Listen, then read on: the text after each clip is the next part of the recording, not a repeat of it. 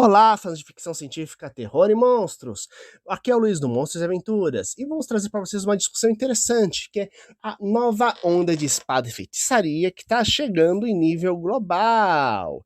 Lembrando que o gênero ele pode ser caracterizado pela história de uma pessoa com habilidades de combate, vagando por um mundo cheio de monstros e encantamentos, sendo justamente os textos de Tolkien Howard, autores respectivos de Conan o Bárbaro e Senhor dos Anéis, os estruturadores do gênero atualmente em voga no cinema, quadrinhos e outras mídias. Alguns elementos dos últimos anos indicam um aumento progressivo do interesse global desse gênero, os quais podem ser vistos também fatores estimuladores no meio disso tudo. Nós tivemos o sucesso impactante do seriado The Witcher, da Netflix, fortalecido por sua série de livros e jogos. Lembrando que muitas das primeiras histórias do The Witcher são tranquilamente releituras de clássicos como contos de fada, como Branca de Neve, A Bela e a Fera, Aladim, a Lâmpada Maravilhosa, né? Tudo mesclado dentro de um cenário que absorve também a cultura medieval polonesa e cria uma história única nesse processo com o nosso caçador de monstros da história, né, que é o Geralt. Prosseguindo, nós tivemos o lançamento da quinta edição de Dungeons & Dragons, um dos RPGs mais famosos do planeta, teoricamente, muitos colocam inclusive como o primeiro RPG que foi criado e que bebe diretamente do gênero, tanto que entrevistas com os criadores mostram justamente que o Conan, o Bárbaro, foi uma das inspirações direta para a criação do jogo, e que posteriormente temos uma absorção de toda uma cultura do Senhor dos Anéis, tanto que quem é mais velho lembra que uma das raças do Dungeons & Dragons, os Halflings, na verdade eram para se chamar Hobbits, mas não teve como fazer isso por causa de um problema de direitos autorais, já que Hobbit não é uma coisa normal da mitologia, é uma criação dos próprios livros do Tolkien. E prosseguindo, o lançamento dessa quinta edição, da forma como foi feita, evoluiu para se tornar a franquia mais lucrativa da Hasbro, sendo que a Hasbro é dona atualmente de Power Rangers, de My Little Pony, de Transformers, entre outros materiais. Então imagina isso, sendo que a empresa Hasbro é uma das maiores empresas de brinquedos do planeta, sendo que eles estão fazendo agora o filme novo do Dungeons & Dragons, finalmente indo para cinema, galera. Prosseguindo, isso aí ocorre também no mundo dos animes. Muitos dos animes atuais entram no conceito de Isekai, isto é, pessoa que vai parar em um outro mundo, né? Muitas vezes do Eisekai, né? Que é a pessoa que vai parar no mundo virtual, e a maioria das vezes são mundos justamente de fantasia medieval. E dentro de uma coisa mais clássica, a gente tem séries como The Dead Seven Sins, que são um sucesso mundial, sendo que The Dead Seven Sins, ele bebe diretamente das lendas arturianas para colocar os 7 cavaleiros lendários lutando contra as forças do mal. Temos Black Clover, onde ao invés de cavaleiros, nós temos magos lutando contra as forças do mal num reino de alta fantasia. Daria para fazer horas e horas de lista somente dessas séries de sucesso, sem contar que o Game of Thrones foi um dos grandes forjadores disso tudo, né? Já que aumentou muito o interesse justamente pela gênero espada e feitiçaria, especialmente na linha mais chamada de Dark Fantasy, isto é, de um cenário que bebe do gênero espada e feitiçaria, mas que bebe também de muitos elementos do terror para criar histórias mais sombrias nesses ambientes tão complexos.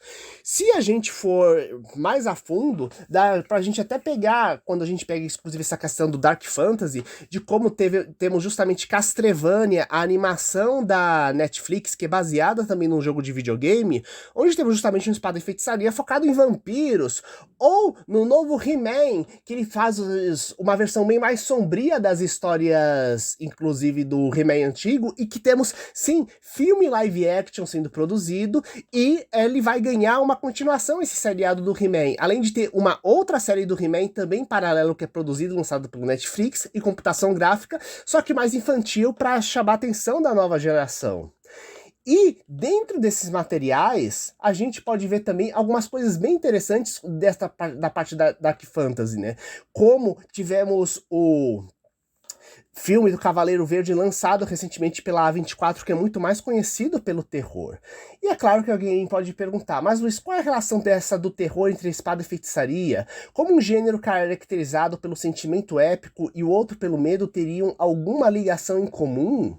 Quando observamos as versões originais dos contos de fada europeu, nós temos histórias várias vezes sombrias que foram infantilizadas no século XIX. Lembra inclusive aquilo que eu falei, que o The Witcher ele faz releitura de muitas dessas histórias? E que inclusive a Disney criou versões ainda mais infantis e alegres de várias histórias clássicas, só que mesmo os primeiros filmes da Disney têm um toquezinho mais aterrorizante. Eu até lembro inclusive quando eu fui assistir O Bom Dinossauro no cinema, pensando, nossa, eles só copiaram as principais cenas dos filmes mais antigos de floresta da Disney, copiaram, ficou um filme divertido, mas só ok, né, já que foi um recorte e cola. Aí tem o pessoal dizendo, nossa, mas esse filme é muito assustador para as crianças, e eu tô pensando, gente, os primeiros filmes da Disney, eles tinham esse tom mais assustador, porque eles pegavam, bebiam dos contos de fadas originais, galera. Prosseguindo então, quando vemos tudo isso, nós temos justamente a questão de como se esses contos de fada, histórias épicas de fantasia antigos já tinham um tom meio sombrio, o quanto isso não acaba afetando diretamente nossas produções. Se retornarmos ao passado, vemos o gênero gótico, criado na obra O Castelo de Otranto, ou melhor, cuja criação é mais afirmada dentro do Castelo de Otranto. A gente tem que saber que nenhuma obra ela surge sozinha. O que acontece? Nessa obra, temos um resgate do ambiente medieval para a criação de atmosferas sombrias, locais onde castelos abandonados de uma nobreza decadente são preenchidos por ambientes labirínticos. Inclusive, a gente pode ver isso até na série Dark Souls, que é tão sucesso atualmente, que teve o Elden Ring, galera. E o que acontece? Esses locais normalmente são cheios de fantasmas e segredos, praticamente uma descrição perfeita de uma dungeon, de um calabouço, que são enfrentados normalmente nas histórias de aventura de fantasia. Howard Lovecraft, o mestre da fantasia e do terror cósmico, se comunicavam continuamente. O criador de Conan o Bárbaro se comunicava diretamente com o criador do Cthulhu, discutindo sobre a natureza da escrita e se inspirando nas criaturas uns dos outros para a criação dos seus próprios monstros.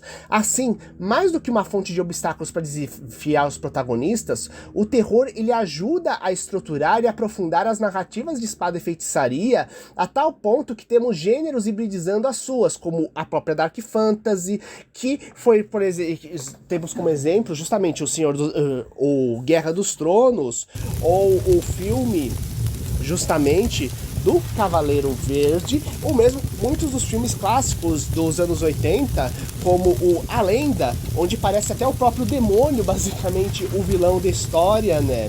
Ou o Cristal Encantado, onde temos basicamente uma história de fantasia em um mundo pós-apocalíptico.